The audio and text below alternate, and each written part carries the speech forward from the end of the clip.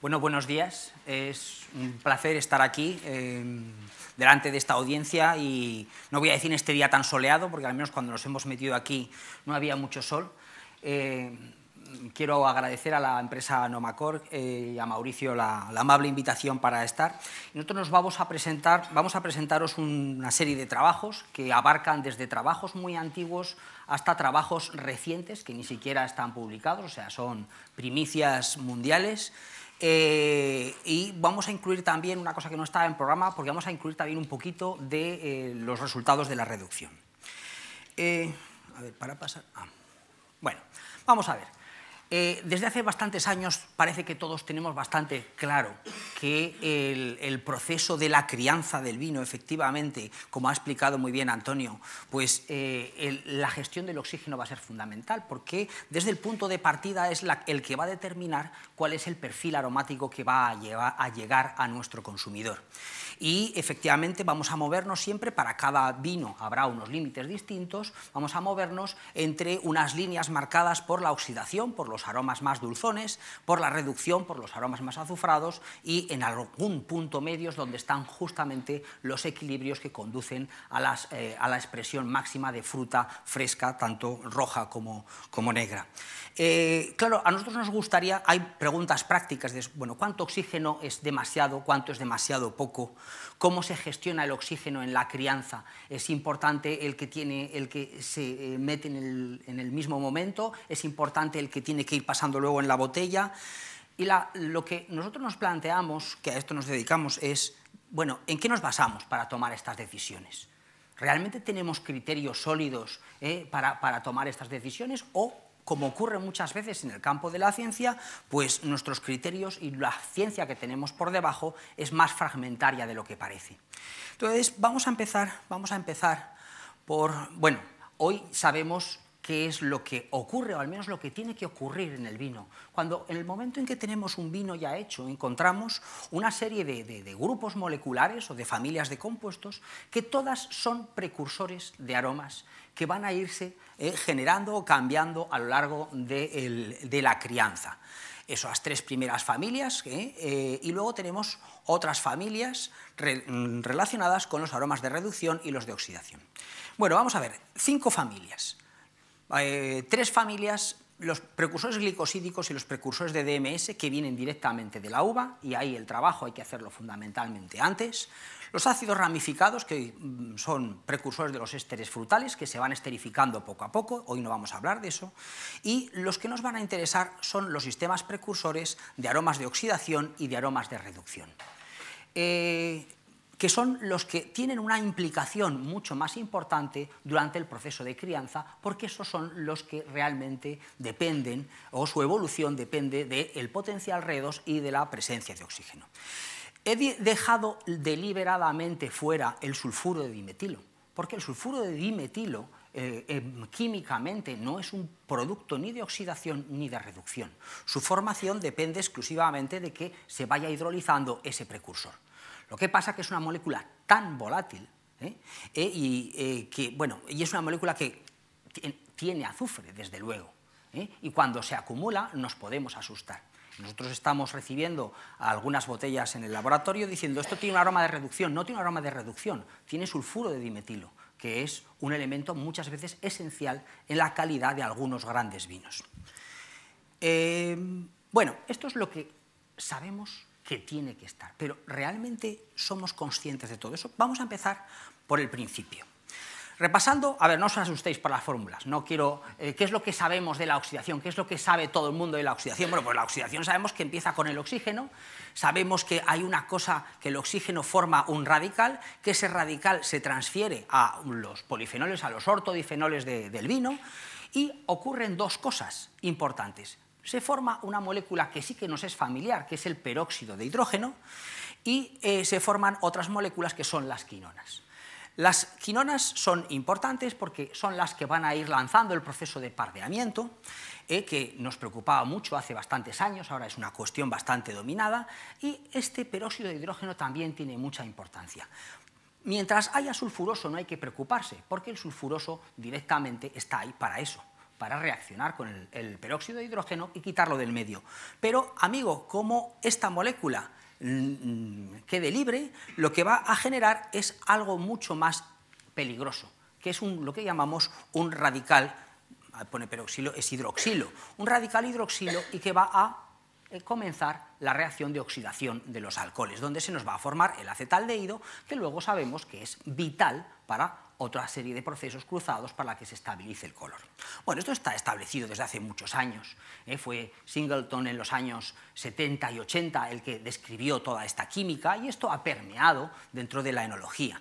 De hecho, cuando nosotros empezamos a estudiar, la gente hablaba del proceso de oxidación como el proceso de acetalización o el proceso de maderización del vino, y desde luego este es lo que ocurre en los antiguos vinos rancios, esos vinos que en algunas zonas todavía gusta de meter en la barrica, en la pipa y dejarlos ahí para martirizar a las visitas. La cuestión ¿es esto realmente lo que ocurre cuando se nos oxida un vino accidentalmente y pierde la frescura? ¿O estamos satisfechos con lo que se dice en la literatura, que esa oxidación depende o se refiere exclusivamente a la pérdida de los aromas varietales, esos aromas tipo mercaptano? Eso yo lo he visto en la literatura recientemente. Si hay otros aromas implicados que se generan durante la oxidación, se forman de manera perfectamente paralela al acetaldehído, de manera que van metidos en el mismo paquete. Y, en cualquier caso, ¿qué papel juegan en la cinética los sistemas iniciadores, o sea, los catalizadores que tenemos, que son los fenoles y que son los metales, y los sistemas precursores, que son las moléculas que sean capaces de formar esos aromas de oxidación? Bueno, sigamos. Vamos precisamente con la primera parte y me voy a remontar bastante atrás, porque nosotros empezamos a estudiar esto hace, bueno, me da vergüenza decirlo. Una compañera mía, Ana Escudero, justamente hizo la tesis, ella en el año 96 la leyó, muchos resultados salieron más tarde, y de su trabajo hay varias conclusiones que no han permeado tanto como los trabajos de Singleton, claro, pero que tienen bastante importancia. Vamos a ver, en aquel trabajo llegamos a la conclusión de que sensorialmente el proceso de oxidación se describía de más nauseabundo a menos nauseabundo, con los términos verduras cocidas, vómito irritante, sidra, madera, licor. ¿Vale? Que solo ese descriptor sidra estaba ligado a la aparición del acetaldehído, y que había muestras en las que no se movió prácticamente ni una parte por millón el acetaldehído y, sin embargo, se observó una degradación aromática importante. Con lo cual, obviamente, concluimos que la degradación oxidativa, en la mayor parte de los casos, no puede ser debida exclusivamente al acetaldehído ni a procesos que sean totalmente paralelos a su formación. Tiene que haber algo más. Seguimos. Resulta que cuando nos bajamos a la química encontramos, primero, claro, el momento que hay un precipitado por coagulación de los fenoles, ahí empiezan a desaparecer aromas a mansalva. También hay algunos aromas que desaparecen, pero lo más llamativo fue que aparecen aromas negativos de alta potencia. En aquel momento identificamos el trimetildioxolano, el metional y el sotolón, y luego añadimos a la lista el fenilacetaldehído y los aldehídos ramificados. Aún quedó alguna molécula por identificar, pero esas eran las más importantes. Y otra cosa sorprendente, dentro de la oxidación aparecían algunos aromas de connotaciones positivas, como el eugenol y la cetovanillona. Y posteriormente conseguimos confirmar que ese metional es el responsable de la nota más perniciosa de todas, la nota de verduras cocidas, y que procedía tanto de la oxidación del alcohol como de la oxidación del aminoácido. Para que entendáis lo importante que son estas cosas, aquí simplemente he hecho una comparación de valores umbral. El alcohol se oxida, tiene un valor umbral estimado de 500 ppm y forma acetaldehído, que tiene un valor umbral de 5 ppm, que está 100 veces más potente aromático. Pero fijaos, vámonos al feniletanol, se oxida al fenilacetaldehído, ¿vale? Este tiene un valor umbral de unas 10 ppm y este de una parte por billón. O sea, el aldehído es 10.000 veces más potente que el alcohol. Y comparado con el acetaldehído es 5.000 veces más potente. Y el metional Si viene el metionol, que es un alcohol precursor, huele a ajo más o menos, tiene un valor umbral de 1,5 partes por millón, pero el metional, el puñetero, tiene un valor umbral de 0,5 partes por billón, o sea, más de 3.000 veces más, y es más de 10.000 veces más potente que el acetaldehído.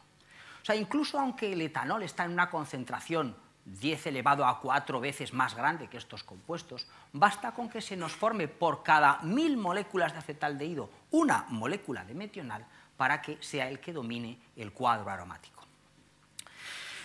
Bueno, no dejamos de trabajar, no es que hasta el año 2005 no hiciéramos nada, pero justamente el desarrollar métodos para medir bien estas moléculas pues nos llevó mucho tiempo. Y en una tesis hay una serie de conclusiones que quiero comentaros, porque cuando tuvimos métodos y empezamos a analizar, nos encontramos con algo sorprendente. Los aldehídos de oxidación, el metional y el fenacetaldehído, son componentes habituales en todos los vinos criados. La concentración aumentaba de manera lineal con la crianza. Curiosamente, y esto es una sorpresa, había concentraciones mayores en vinos con crianzas largas que en vinos que se habían deteriorado oxidativamente de manera accidental. De hecho, en algunos contextos aromáticos, la acción de estas moléculas no parecía ser excesivamente negativa. Pero no nos despistemos. En todos, de manera contundente, en todos los modelos que hemos ido sacando en segmentos de vinos, estos compuestos aparecen como contra la calidad, contra la percepción a fruta, contra la percepción a madera. Pero no obstante, desde luego, esta cosa de aquí nos dice, aquí hay algo que no funciona. O nos hemos equivocado, o es que hay algo más. Es que hay algo más. Hay algo más y resulta que, primero, la percepción depende del perfil relativo de aromas. Y estos aldehídos tienden a interaccionar perceptualmente con otros compuestos. Y lo segundo es que estos aldehídos, además de interaccionar perceptualmente, también interaccionan químicamente o físicamente con muchas moléculas, sobre todo con el sulfuroso, que es un componente presente en todos los vinos y en cantidades variables. ¿Vale? De manera que, aunque tengamos una cantidad fija de un aldehído de estos, en función del nivel de sulfuroso, esta molécula va a pasar más o menos al espacio de cabeza. Vamos primero con las interacciones perceptuales. Aquí os muestro un mapa donde están representadas pues, varios vinos en los que analizamos precisamente todos estos aldehídos. Aquí se ve claramente, ahí están los grupos de vinos y cavas jóvenes, las crianzas cortas, las grandes reservas, los de la crianza en velo, los oportos y los de oxidación accidental. Como veis, cada uno tiene un patrón de concentración distinto, ¿vale? Y podemos definir, por tanto, una serie de vectores. Bien, en un experimento sensorial lo que hicimos fue recrear las composiciones en aldehídos de este grupo y de este otro. Y aunque las diferencias cuantitativas no eran muy importantes, resulta que aquí en este grupo aparecían olores a cerrado, a rancio, mientras que aquí aparecían más olores de brandy, de fruta seca, de fruta pasa, de piel de naranja. Lo que quiere decir que ciertamente, ¿vale?, es el juego de las moléculas, no podemos hablar solo de una molécula. La siguiente cosa que nos sorprendió muchísimo vino cuando hace poco estábamos estudiando un modelo para predecir las notas frutales de los vinos premium españoles. Y observamos, bueno, pues una serie de contribuyentes positivos, no voy a entrar en ellos ahora, y componentes negativos, pues aquí aparecen en primer lugar el metional y el fenacetaldehído, y una de las sorpresas es que aparece como negativo la beta-damascenona. Pero la beta-damascenona, si la beta-damascenona es un compuesto que sabemos desde hace años que es esencial para la nota fruta, ¿qué pasa aquí? Bueno, empezamos a mirar y resulta que encontramos que cuando se añade beta-damascenona a un modelo, modelo para mí es una mezcla que imita al vino y a la que vamos añadiendo estos compuestos. Y medimos la intensidad de la nota frutal, resulta que añades un poco, efectivamente aumenta la nota frutal, pero a partir de un cierto valor disminuye. ¿Qué pasa? Lo que pasa es que a partir de un cierto valor lo que empiezas a oler ya no es fruta fresca, sino es fruta pasa. ¿vale? Entonces, si preguntas en realidad por la fruta, la gente entiende fruta fresca y te dice que disminuye. Si preguntas por la fruta pasa o fruta seca, obviamente la beta-damascenona es un componente. Otra cosa sorprendente es el metional. Vamos al metional y vamos a añadir el metional a un modelo de vino que tiene fruta, pero sin beta-damascenona. Añadimos metional y el efecto sobre la fruta fresca, bueno, pues es mucho menor de lo esperado. El efecto sobre la fruta seca es significativo, pero cuando añadimos estas adiciones a un modelo que tenía damascenona, nos encontramos la sorpresa de que entonces el efecto es muchísimo más claro. ¿Qué es lo que está pasando? Lo que está pasando es que estas dos moléculas sufren fuertes interacciones perceptuales, porque en realidad la beta-damascenona y el metional son los componentes del aroma de las pasas, ¿vale? Pero cada uno tiene un olor distinto, pero para nosotros hay un concepto que es pasa. Entonces resulta que estas dos moléculas bailan juntas, son las que determinan o son claves en determinar el perfil del vino. Si representamos aquí la concentración de beta-damascenona y aquí la concentración de metional, van a aparecer una serie de regiones de aromas distintos, ¿vale?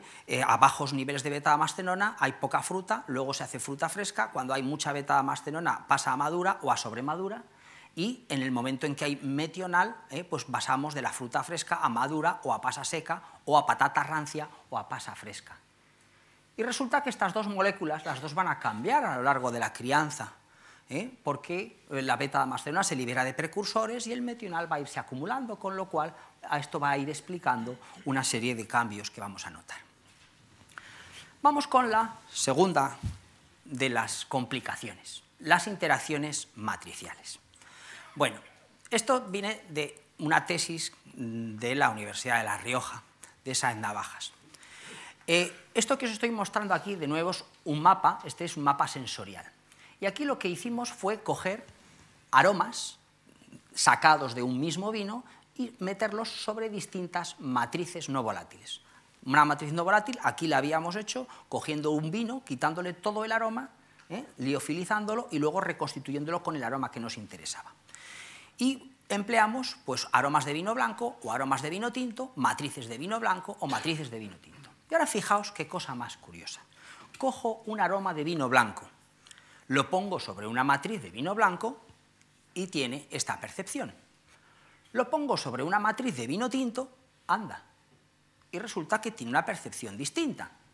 Y aquí los catadores no veían el color. Y resulta que aquí teníamos frutas blancas, amarillas y cítricas y aquí aparecen frutas rojas. Cojo un aroma de tinto, lo pongo sobre una matriz de blanco y empieza a parecerse un poco al vino blanco, mientras que los aromas de tintos puestos sobre matrices de tintos resulta que todos se identifican como vinos tintos, aromas de vino tinto, y hay diferencia entre ellos. Bueno, esto lo que muestra es que hay un efecto de la matriz muy intenso que está limitando o haciendo que los aromas se evaporen de una manera o se evaporen de otra. ¿Por qué puede ser tan importante esto? A ver, fijaos, desde el punto de vista cualitativo, cerebral, lo que es importante para el aroma es el perfil, la relación de olores que llegan. Eso es muy importante. Entonces, si ese perfil cambia como consecuencia de cómo se evaporan los productos, ¿vale? Aquí tenemos, se supone, la misma composición aromática y aquí tenemos un vapor y aquí un vapor ligeramente distinto. Eso puede causar que cambie la percepción. Esto podría ser una explicación de lo que hemos observado antes. Y la pregunta es, ¿realmente pasa esto en el vino? Bueno, de nuevo, más trabajo analítico, desarrollamos un método para medir cómo pasaban las moléculas al vapor en el vino. No me voy a entretener en eso. Aquí veis, por ejemplo, una molécula que huele a chuche, la pentanodiona. Cómo sale en un vino sintético, sale del espacio de cabeza enseguida, y en un vino de verdejo, sin embargo, estaba más agarrada que una garrapata. Entonces, eso nos permite medir ese, vamos a decir, ese índice de cuánto de suelta o cuánto de agarrada está la molécula en distintos vinos. Y cuando empezamos a estudiar distintos vinos, vimos que las diferencias eran de un factor 11. Mientras que había otras moléculas aromáticas en donde prácticamente en todos los vinos tenían la misma volatilidad. Bueno, de todas las moléculas que estudiamos, ¿cuáles son las que más diferencias tenían? Pues los aldehídos y las cetonas. Por ejemplo, aquí tenemos, y las dicetonas, perdón, aquí tenemos el acetaldehído. La máxima volatilidad aparecía en un vino sintético, pero la menor en los vinos blancos resulta que es 20 veces menos volátil que en un vino sintético, y luego entre vinos encontramos diferencias superiores a un orden de magnitud. Bueno, ¿qué pasa? Pues es que forman estas aldehídos y cetonas, forman las asociaciones no volátiles con los sulfitos, y luego resulta que los aldehídos y cetonas que tiene el vino cubren un abanico impresionante de distintos olores que no me voy a detallar en este momento. ¿Qué es lo que puede pasar? Fijaos, estos son el aldehído disuelto en el vino, el aldehído en la fase vapor. Este aldehído libre, este es el que vamos a percibir por el olor, o podemos percibir por fase retronasal, pero sabemos que los aldehídos forman complejos con el bisulfito. Hay también la posibilidad de que interaccionen con sustancias no volátiles, y estas sustancias son no volátiles, no se pueden percibir aromáticamente, son como si tuviéramos los carbonilos escondidos, tanto los buenos como los malos. Bueno, luego además, fijaos, el sulfuroso, el sulfito, claro, puede oxidarse a sulfato o puede volatilizarse, porque al fin y al cabo es un gas, y cuando sacamos la copa y hacemos así, pues los gases se van, digo yo.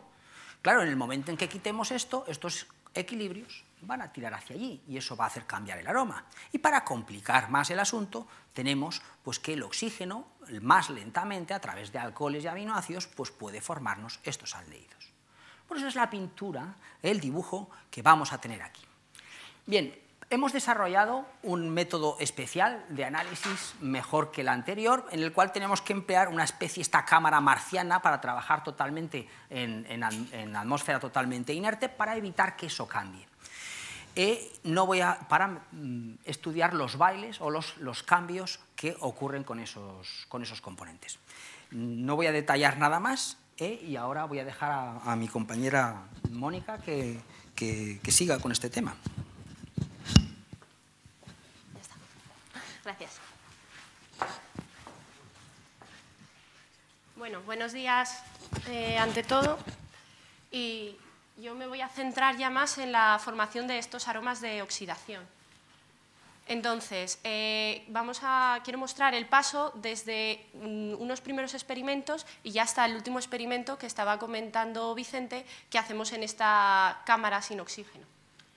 Entonces, los primeros experimentos nos mostraron cómo los vinos tintos que están marcados en rosa formaban más cantidad de aldehídos y además mucho más rápido que los vinos blancos que están marcados en azul. Este hecho lo podemos ver no solo a nivel cuantitativo, sino a nivel sensorial.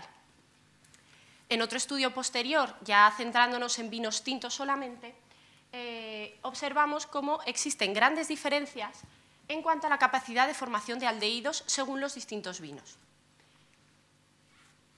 En esta gráfica se representa la velocidad de formación de metional para dos vinos de comportamiento extremo de un conjunto de 16 vinos que estudiamos.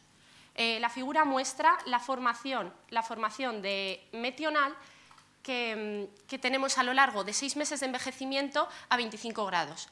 Esto debería corresponderse con casi 2 años de crianza a 15 grados. Vemos como uno de los vinos tiene una velocidad de formación 40 veces superior al otro. Es decir, que para un mismo nivel de oxidación, el primero ha formado 60 microgramos litro de este compuesto y el otro no ha superado ni siquiera los 5. La capacidad de formación media máxima que tuvimos en el conjunto de vinos estaba en torno a los 15 microgramos litro. También de este mismo experimento pudimos hacer esta representación en 2 dimensiones de un mapa multidimensional donde se ve cómo se agrupan a lo largo de este eje todos los vinos. Esto significa que han formado distintas cantidades de aldehídos pero todos ellos en la misma proporción relativa, es lo que hablábamos antes del perfil. Y entonces ya pues, nos vamos a meter a investigar la implicación de los distintos precursores de estos compuestos. Las velocidades de formación vimos que estaban correlacionadas con los niveles iniciales de aminoácidos, pero no con los de los alcoholes, es decir, que cuanto mayor es la cantidad inicial de aminoácido, más rápido se forma el aldehído. Esto ciertamente nos sugiere que los aldehídos derivan directa o indirectamente de los aminoácidos, pero que los alcoholes no son limitantes en la producción de los aldehídos. Vale, lo que encontramos para todos los vinos es que había una disminución del metionol paralela al pardeamiento, pero solo en 6 de los 16 casos esta disminución del alcohol estaba correlacionada con un aumento del aldehído. La relación, el problema es que no es estequiométrica, o sea, tenemos un número de moléculas que se forman de aldehído muy inferior al número de moléculas que disminuyen del alcohol. Y para el resto de los alcoholes lo que ocurrió es que no tenemos la precisión suficiente para medir la desaparición de microgramos litro de estos alcoholes cuando estos compuestos están en el vino 3 órdenes de magnitud por encima. Y otra conclusión de este estudio muy interesante es la observación de que la velocidad de formación está directamente correlacionada con el contenido en sulfuroso combinado de los vinos. Lo que nos lleva a pensar lo siguiente, es decir, que parte de los aldehídos que medimos 6 meses después ya estaban formados bajo formas de combinaciones bisulfíticas desde el primer día. Y también pudimos estimar la velocidad de formación de metional a través de un modelo estadístico. Este modelo nos indicaba que había una correlación positiva con su aminoácido y el sulfuroso combinado, el cobre, el hierro, el manganeso y la astringencia. Y una correlación negativa con el sulfuroso libre, la intensidad de color y la absorbancia a 420 nanómetros. Vale, entonces ahora ya vamos a pasar a los resultados usando esta nueva metodología con la que hemos podido demostrar muchas de estas hipótesis. Recordar que con esta metodología no solo somos capaces de medir la cantidad total estimada de los aldehídos, sino también la cantidad que se encuentra en fase gas y que por lo tanto es responsable del aroma. Esta figura nos muestra el comportamiento tipo de los vinos blancos y rosados. Tenemos el metional en fase gas, el metional total y el sulfuroso libre. Podemos apreciar cómo el metional en fase gas aumenta lentamente a la vez que el sulfuroso libre va decreciendo, mientras que la cantidad total de aldehído permanece constante. Solo para uno de los 8 vinos blancos y rosados que estudiamos hubo una formación nueva de metional que tuvo lugar bruscamente y tras el consumo de 10 gramos litro de oxígeno. Sin embargo, para los vinos tintos encontramos distintos comportamientos. La figura de la derecha nos indica la cantidad total de aldehído estimada y la figura de la izquierda la cantidad que pasa a fase gas de este compuesto. El primer vino, el verde, tiene un comportamiento como los blancos y los rosados, es decir, que no hay formación neta de aldehído y por eso observamos un aumento muy lento y que se corresponde con el desplazamiento de los equilibrios con el sulfuroso. Después tenemos el vino rojo, donde tenemos que se ha formado metional nuevo, pero a partir de varias saturaciones con oxígeno. Entonces, esta primera parte, donde no se formó metional nuevo, se corresponde en fase gas con un aumento lento gracias a la liberación de este compuesto de sus complejos. Y después aumenta su pendiente más deprisa porque tenemos formación nueva de este compuesto. Y por último, el vino marcado en azul, donde la formación de metional de nuevo es patente desde el comienzo del consumo de oxígeno. Con este experimento también pudimos corroborar el hecho que ha comentado antes Vicente, de que la formación de acetaldehído es independiente a la formación del resto de los aldehídos. Se ve una cierta correlación, pero simplemente porque el acetaldehído se forma de manera concomitante al proceso de oxidación. Pero para una misma cantidad de acetaldehído encontramos cantidades de metional completamente diferentes, desde 10 microgramos litro hasta 150. Y además, usando esta metodología, podemos ver cambios en esta fracción volátil que no tienen por qué tener una connotación negativa, porque están relacionados con notas agradables como la vainilla, la mantequilla y las chucherías. Entonces, la acetovanillona, también, que es un compuesto, es una molécula que se parece mucho a la vainilla y que huele a vainilla, tenemos algunos vinos en los que se ha formado más de 60 microgramos litro con el consumo de menos de 10 miligramos litro de oxígeno. Ha doblado su valor. Y para el diacetilo y la pentanodiona, lo que nos diferencia muy bien es el conjunto de vinos rosados de los blancos que hemos estudiado. Tienen los rosados una velocidad de formación de estos compuestos 10 veces mayor que los vinos blancos.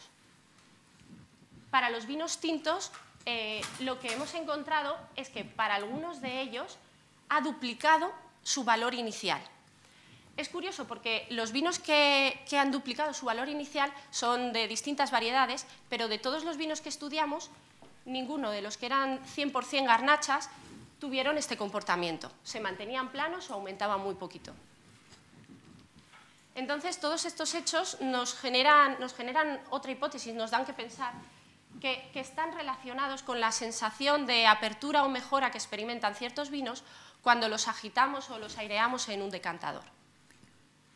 Y como la oxidación siempre va de la mano de la reducción, porque si algo no se oxida, otra cosa no se reduce, Vicente va a seguir con la parte de la reducción. Vamos a ver si evitamos el cambio de micro. Vamos a hablar un poquito de la reducción. Y lo primero, a ver, no os asustéis, de nuevo, no os asustéis con las fórmulas, no es mi intención. Vamos a ver, lo que me interesa es que tengamos todos claro qué es lo que se sabe o qué es lo que se piensa. Entonces yo he ido al blog de Bruce Zöckling, que es un señor muy reconocido en Estados Unidos, que edita una serie de unos blogs técnicos bastante interesantes, y ahora está ese mérito y dirige unos seminarios para vinos. Vamos a ver qué es lo que nos dice acerca de la producción de aromas de reducción. Bueno, aunque asumo que todos sabéis perfectamente inglés, lo he traducido. El vino siempre contiene precursores de azufrados, porque son compuestos normales de la fermentación. Existe un inmenso abanico de malos olores azufrados en varios estados de oxidación y reducción, y en función del potencial redox se manifestarán de varias formas en posfermentación. ¿Vale? Esto es lo que todos en este momento estamos de acuerdo y firmamos. Sigue diciendo, y aquí además veis aparecen dos reacciones pequeñitas, una reacción, vamos a ver, dice: la idea de que un vino con defectos azufrados se puede arreglar siempre con aire es errónea. Surge de algunos cambios sensoriales obvios en ciertos casos. O sea, si el sulfídrico está presente, se oxidará azufre así. Entonces, una reacción química, sulfídrico más oxígeno, nos da agua y azufre elemental. Y dice, esto deja azufre elemental en el fondo del tanque que debe eliminarse o la reacción se revertirá. Y luego aquí está puesta otra reacción que es muy importante para esto y que también nos ha señalado antes Antonio. Una reacción, aquí tenemos el metanotiol, que es uno de los aromas más pestilentes, que se oxida a formar el disulfuro. Y ese disulfuro puede reducirse y volver a dar metanotiol. Bueno, esto es lo que estamos de acuerdo. O sea, lo que estamos de acuerdo es esto, que lo que se piensa es que el problema de reducción viene causado por precursores nada o poco odorantes, que serían azufre o disulfuros, y eventualmente el acetato ese de tioacetilo, que se reducen químicamente a mercaptanos pestilentes. O sea, esto es lo que parece que ocurre.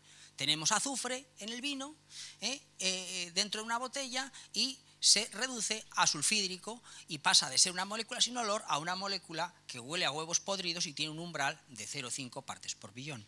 O bien tenemos el disulfuro, que huele a col cebolla y tiene un umbral de 15 partes por billón, y se reduce a metanotiol, y este metanotiol, el puñetero, huele a col ajo podridos y tiene un umbral de 1,5 partes por billón, lo que causaría el problema. Esto es lo que es common knowledge, esto es lo que se supone que todos estamos de acuerdo. Yo no digo que no pase esto, pero dos observaciones. Nosotros no encontramos disulfuros en la mayor parte de los vinos. Luego, los vinos, sin embargo, generan los aromas de reducción. Y luego, a mí no me consta que haya nadie que haya encontrado que las moléculas de azufre de manera normal en una botella de vino se puedan convertir en sulfídrico. O sea, puede, pero yo no lo he visto todavía demostrado. Bien, ¿cuál es nuestra experiencia? Nosotros llevamos muchos años estudiando estos componentes. En el año 2007, por nuestro celo analítico, desarrollamos un método en el que pusimos muchísimo hincapié en que analizáramos todos, sin efectos matriz, decimos los analíticos, todos los mercaptanos del vino. Bien, luego cuando comparamos los resultados de ese análisis con los que se obtienen haciendo el análisis solo del espacio de cabeza, resulta que aparecen fuertes discrepancias. O sea, siempre en el espacio de cabeza directo determinamos menos mercaptanos que en el método que teóricamente mide total. ¿Sabéis qué? Esto sugiere que estos compuestos también están ya en el vino formando complejos. ¿Con quién? Pues con el cobre. Y no hacen falta 5 partes por millón de cobre, bastan 0,5 partes por millón, o sea, trazas de cobre, para que esto sea efectivo. Quiere decir esto que en el vino tenemos formas libres y tenemos formas ligadas, y que vamos a tener que hablar, por tanto, de mercaptanos libres y de mercaptanos totales. Y estos complejos son parcialmente reversibles por dilución, que es lo que hacemos en nuestro método, o por reducción, porque es que el cobre, ese sí que se puede reducir. Y para los químicos, bastante más fácil es reducir el cobre que no reducir un azufre. ¿Vale? Bien, aquí os muestro algunos resultados calentitos. Justamente estos son 5 vinos que Ernesto se ha pasado el año pasado entero estudiando. Aquí tenemos el sulfídrico libre que tenían sobre el espacio de cabeza estos vinos. Muy poquito, desde 0,3 hasta 1,4. Y aquí tenemos lo que nos decía que el método total que tenían estos vinos. Oye, fijaos, resulta que todos tienen cantidades por encima de 30, y hay uno, el que hay que fastidiarse, el que menos sulfídrico libre tenía 105 partes por billón en el ligado. O sea, de acuerdo con esto, resulta que todos estos vinos tienen más de un 95% de su sulfídrico ligado en el vino, y hay alguno que llega a tener hasta el 99,6%. Estos mismos vinos lo que hicimos fue ver si realmente tenían esa capacidad para secuestrar el sulfídrico, y dopamos con sulfídrico, una pequeña cantidad de sulfídrico, esos vinos en atmósfera totalmente inerte, de manera que sabemos que lo único que ha podido pasar son equilibrios, pero no oxidaciones. Fijaos, el vino 3 y el vino 5, que son los que tienen mayor proporción de sulfídrico total y de acomplejado, no dejaron ni una molécula de sulfídrico en el espacio de cabeza, se las comieron todas, y los otros vinos pues se va combinando, pero más lentamente. Para el metanotiol pasa parecido, pero con menos intensidad. Este compuesto forma complejos con el cobre, sí, pero muchísimo más débiles que los que forma el sulfídrico, muchísimo más débiles. Aún así, todos estos vinos tenían cantidades por encima del 50% acomplejado de esta molécula. Y efectivamente, los dos vinos, el 3 y el 5, añadiendo una pequeña cantidad de esta molécula, la fueron retirando y acomplejando. Por supuesto, esto no pasa en el sulfuro de dimetilo, porque el sulfuro de dimetilo no forma complejos con el cobre. ¿De acuerdo? Y los dos métodos nos dan, el sulfuro de dimetilo está en el vino como libre o como total o como potencial. Aquí no hablamos del potencial, aquí hablamos del real, el que hay en ese momento. Y ahora otra cosa todavía más primicia. ¿Cómo evolucionan en la crianza los mercaptanos y el sulfuro de dimetilo? Estos datos no están publicados, no os los puedo revelar en su mayor parte, pero fijaos algunas cosas que son muy interesantes. Estos son vinos que hemos mantenido sin una sola molécula de oxígeno, ¿vale? Fijaos cómo forman todos, empiezan con cantidades de sulfídrico pequeñísimas en el espacio de cabeza, y todos van subiendo, pero lo hacen de una manera muy distinta. Aquí tenemos un vino, afortunado él, que en todo el proceso de envejecimiento apenas libera nada de sulfídrico. Aquí tenemos otro, todos parece que llegan en el tiempo a un nivel de saturación que produce 35 partes por billón de sulfídrico, que son bastante más que de sobra para apestarnos la nariz. Y luego tenemos aquí dos comportamientos distintos. Aquí tenemos un vino que tenía el nivel más alto, forma sulfídrico muy rápido, pero luego se queda quieto. Mientras que aquí tenemos otro vino que lo va liberando poquito a poquito, de nuevo, hasta llegar a una estabilidad. O sea, fijaos que para eliminar el sulfídrico en todos estos vinos necesitaríamos una estrategia de embotellado, de control del oxígeno totalmente distinta. Y el sulfuro de dimetilo crece, claro, pero no crece porque se reduzca. El sulfuro de dimetilo crece porque hay un precursor que se va hidrolizando a una velocidad que es específica del pH del vino y es específica de la cantidad de precursor. Y tenemos pues uno de los vinos pues que prácticamente no produce nada, otro de los vinos que tiene cantidades iniciales muy altas, que va produciendo hasta 140 y tantos, y algún otro, aquí tenemos otro vino que crece de manera intermedia, y aquí tenemos uno muy curioso en donde el nivel de esta molécula se mantiene totalmente constante. Esta molécula es una de las más interesantes del aroma de los vinos. O sea, es verdad que si se pasa de cierto nivel es pestilente, pero cualquier cosa que cueste más de 30 euros o tiene un poquito de alguna cosa de estas, o es muy difícil justificar el precio. Bueno, calentito del horno. Estamos desarrollando un ensayo para evaluar esa tendencia de los vinos a formar mercaptanos y sulfuro de dimetilo.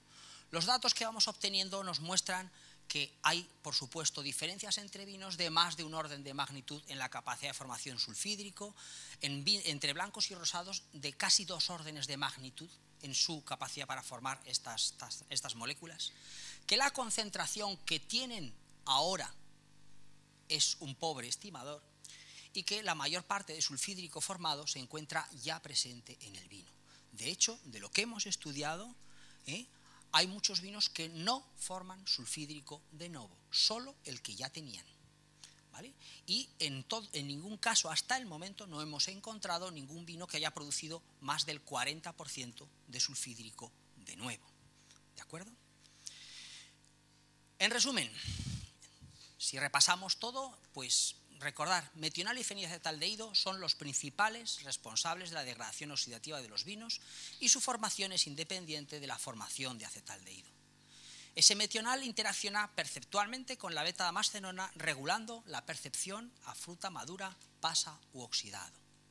Ambos componentes forman complejos no volátiles con el sulfuroso y esos complejos ya están presentes en los vinos normales.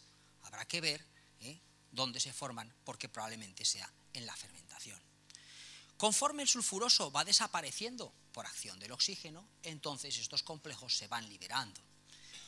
Y hay otros importantes aromas, como el diacetilo o la acetovanillona, la vainilla también, que también cambia la concentración por acción del oxígeno de manera indirecta, a veces por los complejos de sulfuroso, explicando el efecto de apertura que tenemos cuando un vino es ligeramente oxidado, porque estos aromas salen antes que los otros. En algunos vinos tintos puede haber formación de novo de los aldehídos. Y esa velocidad de formación depende muchísimo de la composición de cada uno de los vinos, en particular de la concentración del aminoácido precursor. Los mercaptanos también se encuentran en los vinos normales en forma de complejo no volátil, con trazas de cobre fundamentalmente. Por tanto, los problemas de reducción son mayoritariamente causados por la rotura de estos complejos al bajar ese potencial redox, que es el que reduce el cobre. Y solo secundariamente es la formación de novo a través de la posible reducción de azufre o de alguna otra cosa la que los va a formar. Y la tendencia de los vinos a formar aldehídos y aromas de reducción es una propiedad característica extremadamente variable y que puede ser caracterizada y conocida, y que intuyo que va a ser esencial o será esencial para dominar lo que es la crianza, sobre todo en botella, de los vinos. Y no me queda nada más que, bueno, pues a los paganos principales de estos darles gracias, que es al Ministerio de Economía y Competitividad, a la empresa Nomacor, que también ha sido socia, a la Diputación General de Aragón, Mauricio Uliano, por los comentarios y por las discusiones que hemos tenido. Luego, este trabajo que os he presentado integra, ya habéis visto, las tesis doctorales casi en su totalidad de Ana Escudero, Laura Culleré, tesis en curso de Mónica Bueno y Ernesto Franco. También hay partes de las tesis de Pilar Sáenz Navajas, de Julián Zapata, de Felipe San Juan, y por supuesto todos o casi todos estos trabajos han sido codirigidos por el profesor Cacho. Y muchas gracias por vuestra atención.